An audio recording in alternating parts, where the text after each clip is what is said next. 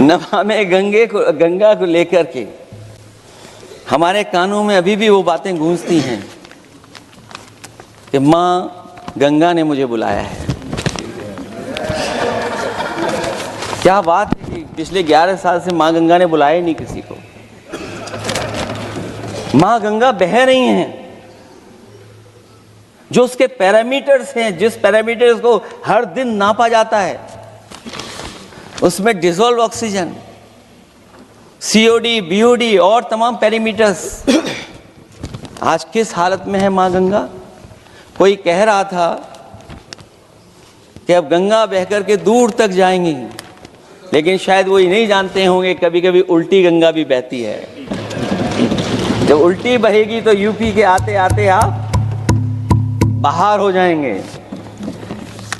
सभापति महोदय, नमामि गंगा, मां गंगा में जुड़ने वाली नदियां, वरना नदी को एक संरक्षण कैसे हो, ब्यूटिफिकेशन कैसे हो, रिवर फ्रंट कैसे बने, उसकी शुरुआत की थी।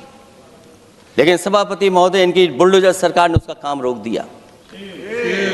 काली नदी किस हालत में है। यमुना के बारे में दिल्ली की सरकार जब बनानी थी तो कहा कि हम दुनिया का सबसे बेहतर रिवर फ्रंट बनाएंगे यमुना पर।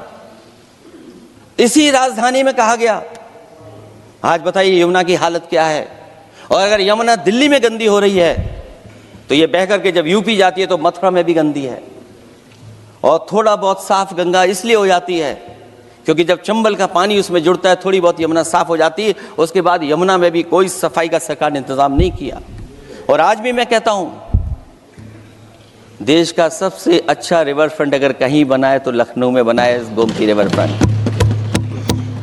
जो लोग ये कहते हो कि दूसरा रिवर फ्रंट अच्छा है, मैं उनसे कहूंगा कि अभी लखनऊ के रिवर फ्रंट पर भी घूम करके आइए, तब आपको मालूम पड़ेगा कि रिवर फ्रंट क्या होता है।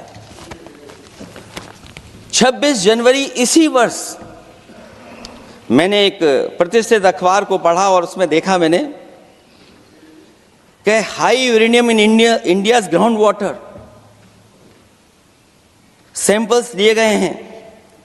एक्सपर्ट्स वार्न कर रहे हैं कि सेवरल हेल्थ रिस्क हैं उससे। Lead pollution alarming in 69 rivers in India contaminated, rivers are contaminated.